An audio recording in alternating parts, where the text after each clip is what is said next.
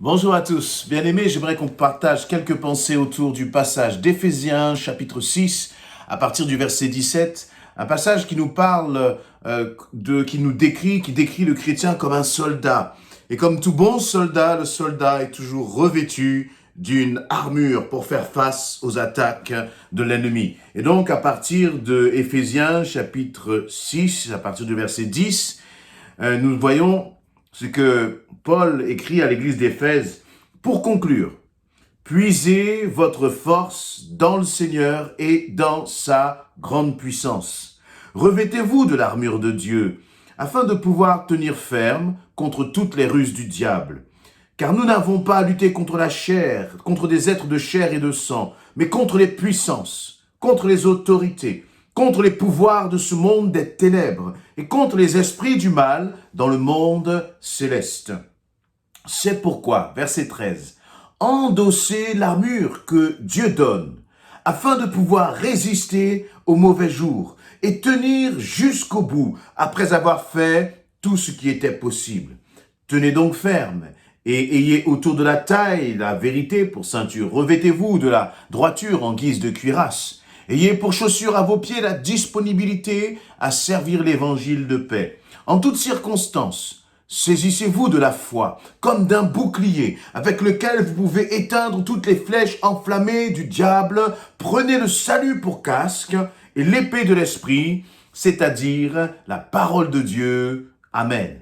Lorsque j'ai eu à cœur de partager avec vous ce passage, le Seigneur a attiré mon attention surtout sur le verset 17.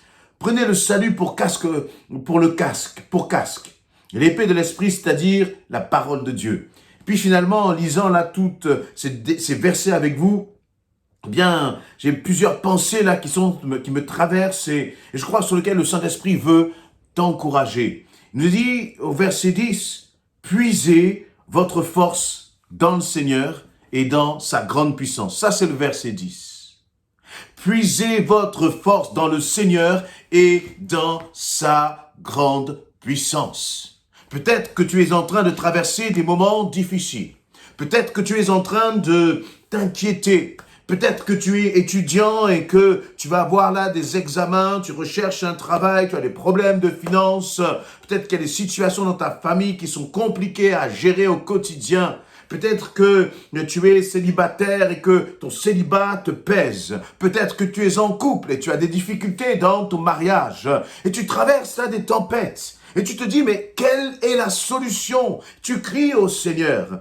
Le Seigneur te dit une chose. Il dit ceci, puise tes forces dans le Seigneur et dans sa grande puissance. Voyez, puiser finalement nos forces dans le Seigneur, ça veut dire que la force est là, la puissance est là, le réconfort est là. Mais il reste à nous d'aller puiser au bon endroit. Nous allons puiser, parfois nous cherchons du secours dans les hommes. Nous cherchons du secours dans le fait que notre situation doit se régler. Et on voudrait que la situation soit réglée pour que nous soyons forts, pour que nous soyons en paix. Mais le Seigneur te dit que la force n'est pas dans le fait que ta situation soit réglée. Le Seigneur te dit que la force est en lui. Et peut-être d'ailleurs que tu entends ce message et que tu n'as jamais encore fait une démarche avec Jésus-Christ. Mais que le Seigneur a permis que tu entendes ce message comme pour te dire, hey, je suis ton secours. La force est en moi. La toute-puissance est en moi. Et ce que je t'appelle à faire, te dit le Seigneur, c'est maintenant d'aller puiser en moi. Et tu te demandes, mais comment je peux aller puiser en toi, Seigneur? Eh bien, je crois que tu peux simplement là où tu te trouves, dire, Seigneur, j'ai laissé mon cœur être débordé par la vague des épreuves, des souffrances et des circonstances que je suis en train de traverser.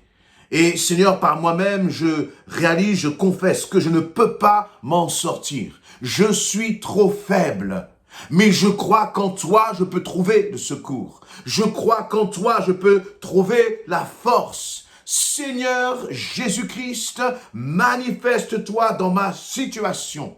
Et je crois que si tu parles au Seigneur, si tu lui expliques avec tes propres mots ce que tu es en train de vivre et que tu commences à placer ta confiance en lui, alors tu trouveras la force Pourquoi je suis convaincu de cela? Parce que cette parole, c'est une parole de vérité. Et que dit la parole de vérité? Elle dit, puisez votre force dans le Seigneur. Tu as trop puisé à droite et à gauche. Tu as trop essayé de chercher du secours dans les pistons. Tu as essayé de chercher du secours dans les relations, peut-être, qui peut, donc, en train d'essayer de voir qui pouvait t'aider. Alors que le Seigneur te dit, mais la force est en moi. Puise en moi.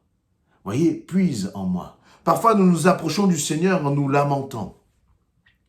Alors que lui, il nous dit, mais tu peux te lamenter, mais ce que je te demande, et je t'entends lorsque tu te lamentes, je t'entends, te dit le Seigneur. Mais le problème, c'est que les lamentations ne te sortiront pas de la situation où tu te trouves. Les lamentations n'apporteront pas la joie. Ce qui va apporter la paix et la joie, de l'assurance, de la confiance dans ta situation, de l'espérance, c'est si tu dis, Seigneur, je viens à toi pour puiser la force dont j'ai besoin. Et que va faire le Seigneur? Le Seigneur est fidèle, il respecte sa parole. Il ne parle pas comme nous les hommes en vain. Dieu, lorsqu'il dit quelque chose, il l'accomplit. Parce qu'il n'est pas un Dieu menteur, mais il est le Dieu qui est dans l'accomplissement de la promesse. Et là, il dit, puise ta force dans le Seigneur et dans sa grande puissance. Et puis ensuite, il va nous dire au verset 11, revêtez-vous de l'amour de Dieu afin de pouvoir tenir ferme. Et là, on pourrait bien, vous voyez, il nous dit, revêt-toi de l'armure. Et le problème, c'est que parfois, nous nous sentons comme désarçonnés face aux situations. Pourquoi? Eh bien, parce que nous allons à la bataille sans être des chrétiens armés. Si tu veux tenir ferme, il va falloir t'armer. Si tu veux tenir ferme face à la tempête, il va falloir te préparer sérieusement. Un soldat ne va pas à la bataille sans s'être préparé, sans s'être entraîné, sans avoir revêtu son armure. Un policier, lorsqu'il est en service, eh bien, il va revêtir son uniforme et toutes les armes et les protections dont il a besoin, justement, pour faire face aux dangers. Et nous, chrétiens, eh bien, nous minimisons parfois le danger qui nous entoure. Nous n'avons pas à avoir peur du danger, mais nous avons seulement à nous y préparer. Et c'est pour cela que Paul va dire aux chrétiens d'Éphèse et que le Saint-Esprit nous dit à nous, enfants de Dieu, aujourd'hui, revêt-toi de l'armure de Dieu. Et si on commence à détailler ce qui est écrit, si on commence à aller là en profondeur, ce n'est pas seulement revêt-toi, ce n'est pas seulement, c'est revêt-toi de l'armure de Dieu. Et c'est important. Parce que bien souvent, nous allons nous revêtir, mais d'autres choses que l'armure de Dieu. Face aux situations, nous allons essayer de nous revêtir de ce que les autres disent. Nous allons essayer de nous revêtir de ce que le médecin va dire. Nous allons essayer de nous revêtir de ce que les autres pensent par rapport à notre situation. Mais le Seigneur te dit, revêt-toi de moi, parce que c'est moi qui est la réelle protection. C'est moi, Dieu l'Éternel, le Dieu de la Bible, qui est cette protection qui fait la différence. Cette protection que nous devons chercher n'est pas une protection charnelle. Peut-être que tu t'attaches à ce que l'autre a dit, aux promesses des autres. Mais Dieu te dit, attache-toi à moi. Revêt-toi de moi. Se revêtir en fait du Seigneur, et il va l'expliquer, peut-être qu'on aura le temps de rentrer dans le détail, mais là il va dire, revêt-toi de l'armure de Dieu, afin de pouvoir tenir ferme contre toutes les ruses du diable. Et là c'est intéressant de voir que dans ce verset 12, finalement, le Seigneur décrit qui est notre ennemi. Parfois nous croyons que l'ennemi c'est celui qui nous a dit du mal, qui nous a fait du mal, ou qui nous a dit une mauvaise parole. Parfois, nous croyons que l'ennemi, c'est celui qui est en train de nous trahir. Parfois, nous croyons que l'ennemi, c'est celui qui est en train, là, maintenant, de nous faire du mal. Mais la Bible dit très clairement que ton ennemi, ce n'est pas la chair et le sang. Ton ennemi se trouve à un autre niveau. Il se trouve à un niveau spirituel. Et il va dire, nous n'avons pas à lutter contre la chair et des êtres de chair et de sang, verset 12. Mais nous avons à lutter contre les puissances. Il y a un P majuscule dans ma version parce qu'il était en train de dire c'est pas des puissances militaires. Ce n'est pas des puissances avec des chars d'assaut. Non, c'est une puissance avec un grand P, c'est-à-dire une puissance spirituelle. Il va continuer contre les autorités. Même chose, les autorités avec un grand A. C'est-à-dire ce ne sont pas les autorités de ton pays. Ce ne sont pas les autorités, j'allais dire, administratives. Les puissances, celui contre qui tu as lutté, ce n'est pas ton manager, ton chef au travail. Non, pas du tout, même si celui-ci, te fait la misère. Mais ce n'est quand même pas contre lui que tu dois combattre. C'est peut-être parfois l'autorité dans le couple. Ça peut être parfois ton époux qui a un cœur dur, qui a des paroles blessantes. Et tu as envie de rendre coup pour coup, mais le Seigneur te dit non, ce n'est pas lui, ta cible. La cible, et là il y a une autorité encore dans ma version avec un grand A. Comme pour dire c'est une autorité qui est au-dessus de cela en fait. Et cette autorité qui est au-dessus de cela, encore une fois, c'est une autorité spirituelle. Et ensuite, il va parler des pouvoirs, contre les pouvoirs de ce monde. Nous n'avons pas à lutter, là, pouvoir et un grand P dans ma version, comme pour dire, tu n'as pas à lutter contre les pouvoirs de ce monde. Ce n'est pas en faisant des grèves dans les rues que ta situation va changer. Je ne dis pas qu'il ne faut pas faire son devoir citoyen, je ne rentre pas dans ce débat-là. Mais ce que je veux dire, ce n'est pas en levant le poing contre nos autorités que les choses vont changer. Nous, ce qui doit faire la différence pour nous, c'est de nous lever contre ce qui est spirituel, ce qui se cache là dans les ténèbres. Il va dire contre les esprits du mal dans le monde céleste. Ton ennemi ne se trouve pas autour de toi et ne se voit pas avec les yeux. Et donc, ce n'est pas la peine d'avoir de la rancune contre celui qui t'a fait du mal, parce que tu as de la rancune contre, finalement, qui n'est pas placé au bon endroit. Mais nous devons nous battre contre des puissances qui sont célestes. Et contre ces puissances célestes, le Seigneur nous dit, soyez armés. Contre ces puissances célestes, on ne peut pas nous battre avec des armes terrestres, des armes charnelles, avec nos sentiments et nos émotions. On ne peut pas se battre avec notre intelligence contre ce qui est céleste, contre ce qui est spirituel.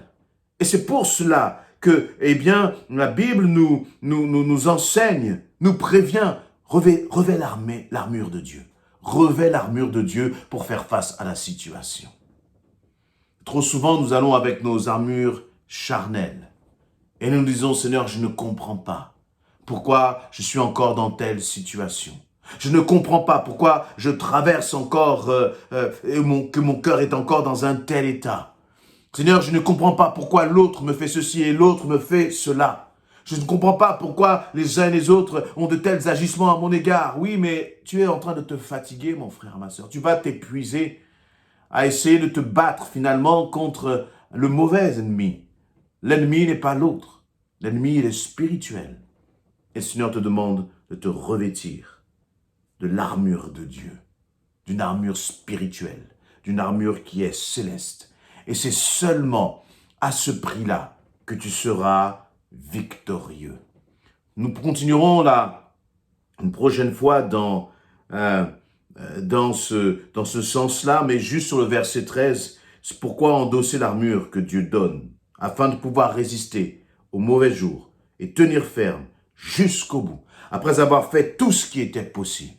Le Seigneur te dit, revêt mon armure, endosse l'armure de Dieu, afin de pouvoir résister. Parfois, tu te dis, je n'en peux plus, je ne peux pas, je ne tiens pas, je ne peux plus m'en sortir, je n'arriverai pas à aller jusqu'au bout. Tu sais pourquoi est-ce que tu te dis cela? Eh bien, parce que je crois que tu n'as pas encore revêtu réellement cette armure céleste. Parce que le Seigneur te dit, si tu revêts cette armure céleste, alors, à ce moment-là, tu pourras résister aux mauvais jours, résister jusqu'au bout. Alors ne baisse pas les bras, mais revêt-toi de revêt-toi de l'armure céleste. Et tu verras que l'ennemi ne pourra rien contre cette armure. Et nous verrons là ensuite ce que c'est que finalement cette armure de Dieu. Qu'est-ce que cela veut dire revêtir l'armure de Dieu? Sois encouragé.